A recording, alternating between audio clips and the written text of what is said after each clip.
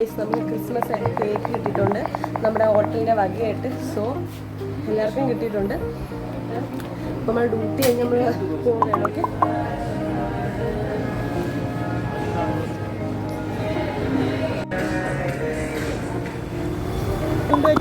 നമ്മൾ പർച്ചേസ് കഴിഞ്ഞു.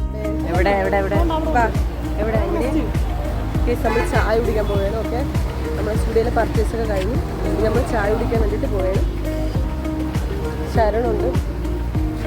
നമ്മൾ ഫുഡ് കഴിക്കാൻ ഇതൊക്കെ ഇവിടെ ഭയങ്കര തിരക്കാണ്.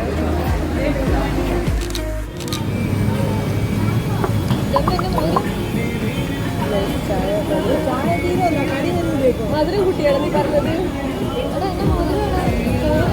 അപ്പം നമ്മൾ